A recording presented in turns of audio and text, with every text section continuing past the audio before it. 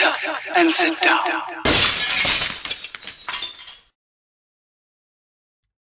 Hello folks, Colin here, Festa 67's workshop, and yes, we've had another Eleanor delivery today folks. Yes, build the 67 Mustang Eleanor from Gone in 60 Seconds from the wonderful folks over at Fanhome. If you want to grab your Eleanor, hit the link up just along the bottom there, and you go straight to the Fanhome page. You'll get to see all the blurbage and all of that lot on this spectacular partwork, so treat yourself, you know you want to. So let's have a looky-loo what we've got in this month's magazine folks. You've got your step-by-step assembly guide as usual with your beautiful Eleanor section, Gone in 60 Seconds universe, cars with the women's names and the classic Mustangs. Experience, it says, Eleanor's magic. Assembling your superb 1/8 scale model of the Eleanor Mustang is simple and enjoyable. In this magazine, you'll fit the right seat back and the fuel tank, which you'll add to the rear chassis. Oh, we're putting the underside already, folks. Oh, not long till noises. So, yes, and it also says if you have any queries, you can always go online to check out our instructional videos, just like this one you're watching, folks. Hopefully you're building along with me. First section, you'll begin assembling the right seat of your Eleanor Mustang. You will start with the 3 parts of the seat back, including the leather look cushion. There you go. So we're building the seat back this month. On there, there's your completed seat back section there. And what I like about these partworks is you get a little box there of what you're building on the actual models. It lets you see what section you're going to be doing. In kit 20 you get the chassis rear part.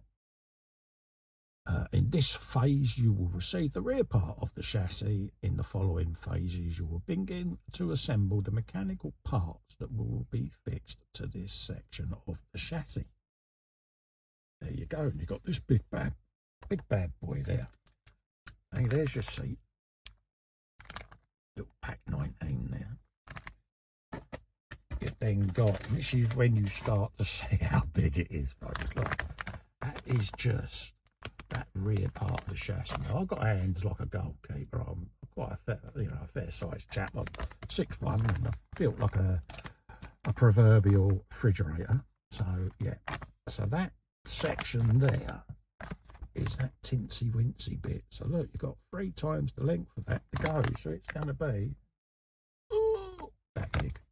So that's the chassis, and again, die cast. It's got a nice bit of weight to it. So yeah, happy with it. In kit number 21, in this phase you will attach the bottom of the fuel tank to the chassis, which is that bit there. See it? I've got that bit to go, and you're going to be screwing that in there quite happily, or clicking it in place, should I say, and then the top part comes down and fixes to it. So that's what you'll end up with once you put the bottom half in, and then you get the fuel tank top with some screws just there, which then marries them 2 pieces together and clamps them against the cutout in the chassis, folks. It shows you how to fit it there. Just bung it in place. Make sure you orientate it the correct way round, which we'll go through in the video. Judging by the screw placement, it's looking like you can only put it in the one way. So yeah, we'll check. Then you've got the beautiful Eleanor, folks. Now she is. Look at her. Wow. Yeah, it's the car with character. She's no ordinary car because her creator, the daring filmmaker Toby Haliki, was able to share a part of his personality while creating her with his own hands, almost piece by piece. And it gives you a nice little read up in there on how he did this. And yeah, it's worth having a look, folks, because when you look at her, look at that. I mean, who cannot love the shape of that motor? Wow, innit? Hey, if you could marry a car, yeah, look at that. absolutely beautiful. Cars of this era just look so beautiful. They really do. But yeah, I could look at that all day. We've got the Gone in 60 Seconds universe, some character moments there. You've got Sway, who was played by Angelina Jolie, who was Memphis Reigns' true love. It says Sway is not just any woman. Raised on the streets and used to fending for herself, she doesn't shy away from the tough guys. Although she tries to give the appearance of being an honest girl, her pulse races at the thought of getting back together with Memphis Reigns and once more feeling the thrill of stealing a Ferrari. Classic petrolhead. And this is what I liked about this remake of the film, is it got the old petrolhead in us all going, didn't it? I mean, I don't know about you, but yeah, I've rewatched the film a few times since I've been doing this Partwork just to get a take on it, because I have got a treat coming up at the end of this Partwork build series. So keep an eye out for that, folks, because I'm going to do something that might just, yeah. Anyway, there's some bits and pieces there on the back story of the movie. You've then got the Gone in 60 Seconds universe there, more on Memphis and Sway. Some original details from the original movie there. So yes, there was a 1975 version. So go and have a look, folks. Go and have a look again. You've then got some still shots there of the publicity shots of the film and all of that. One of the first DVDs I bought was this film. The cars with the women's names. You've got Jessica, which was the 69 Plymouth Roadrunner Superbird. Look at the wing on the back of that. If you're going to put a wing on the back of a motor, don't make it a namby-pamby one. Put a proper one on.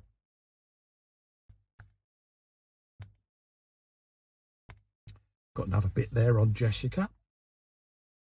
Some nice publicity shots. A nice shot of the engine bay there. Had 3 engine options, a 426 cubic ME V8, a 440 cubic Super Commando V8, and a 440 cubic in Super Commando 6-barrel V8. God, they don't mess about with their engines out there, do they? One there for my good friend PJ, his favourite motor, the iconic 1987 Ferrari Testarossa. And again, this is a car I remember from the 80s, from the Miami Vice franchise. And yeah, very of its time. I did like the louvers in the side of the doors there. So this was Sway's favourite motor. So yeah, there you go, look at that. Wow. Some more pictures there of the Testarossa Rose, the appropriate name, I must admit. A bit of detail there on the Testarossa. Loads of blurb there on the engine, the spec, cost of it back in the day. £181,000 in 84 to 92. So, yeah, they made 7,177 units of this. So I can imagine there's a lot of collections around the world that have got one of these sat in and polished to perfection.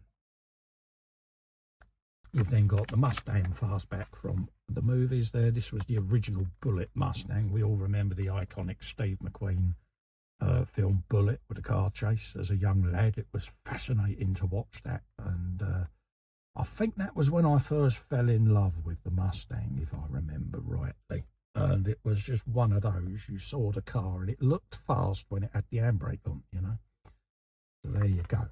And there's a bit about the enduring legacy of the Mustang fastback, folks. So, yes. And then finally on the back there, you've got what next month delivery number 7 is going to be, and that will be kits 23, 24, 25, 26, which looks like rear seat bottom, chassis rear middle part 1, the rear middle part 2, and the rear axle top parts. So already like I said, we're getting into the nitty-gritty mechanics of this build. So there's your magazine. Thoroughly recommend you read them, folks. They are, you know, they come with your part, but give them a read. It just gets you in that zone. It really does. So rather than put that back in the box, let's open that up so that we can start seeing what we've got to make this month. So I'm going to put that just at the back there so I can actually see what I'm doing with it.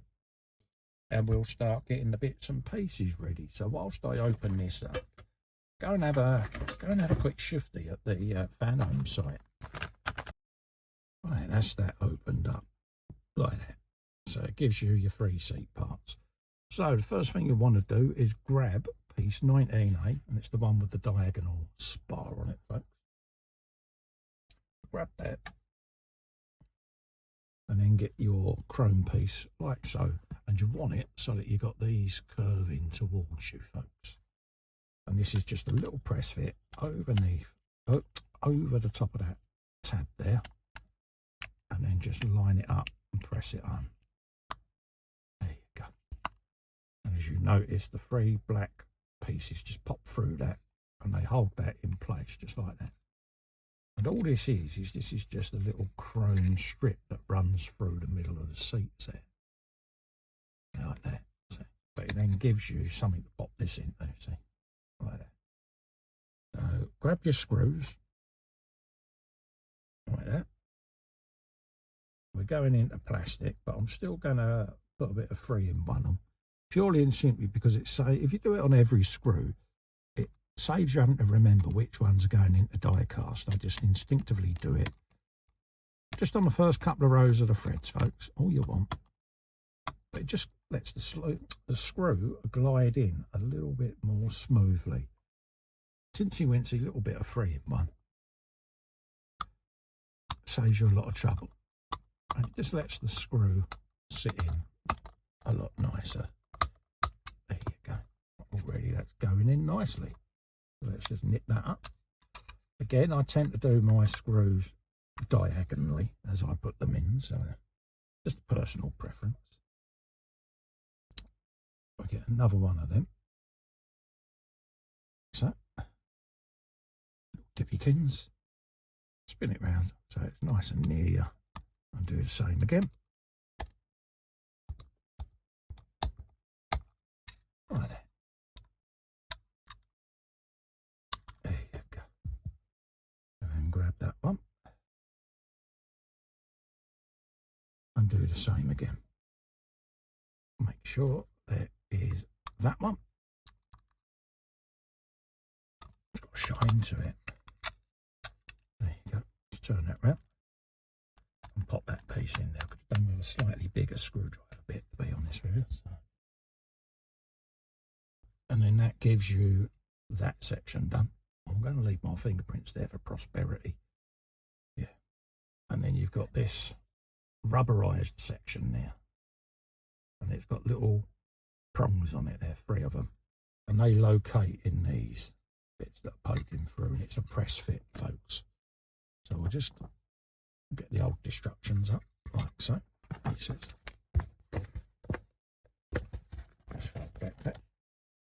Just to stop it flipping open, and then we can pop that in place, just like that. Locate it to make sure it goes in all 3. You'll feel it start biting, and then just press it on, like that.